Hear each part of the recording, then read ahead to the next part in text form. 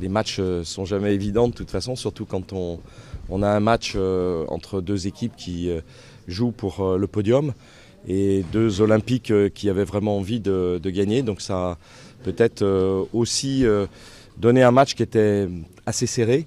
Et c'est vrai qu'en première mi-temps, on a tous vu que Marseille nous confisquait plus le ballon, avait peut-être même plus d'envie.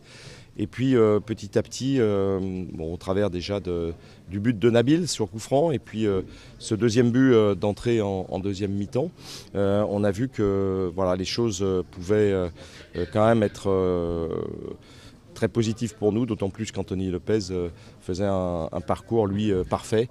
Alors est-ce que c'était pour remercier et fêter le départ de Joël Batz? Je ne sais pas, en tout cas, c'est ce qu'on s'est dit ce soir dans les vestiaires.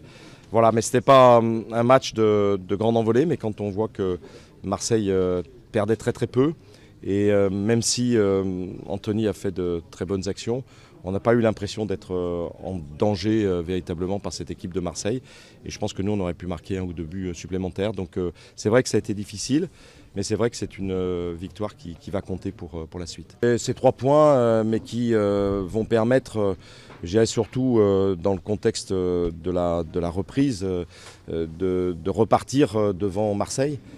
Parce que même avec le dernier match, compte tenu des écarts en matière de goal average, on va se retrouver devant, donc à nous de rester après dans cette deuxième partie de saison. Bon, on va récupérer aussi, je pense, Bertrand Traoré qui nous manque beaucoup.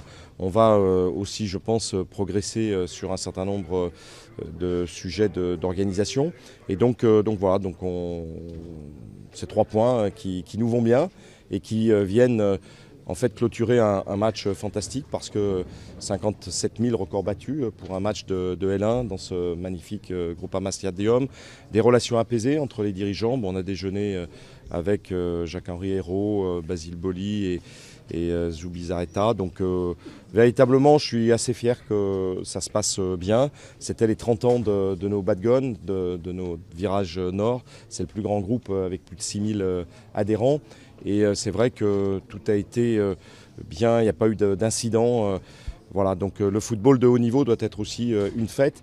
Et j'avais l'impression que ce soir, c'était une fête. Alors certes, c'est vrai qu'on a gagné le match, donc ça facilite les choses. Mais ceci étant, tous les clignotants étaient ouverts ce soir.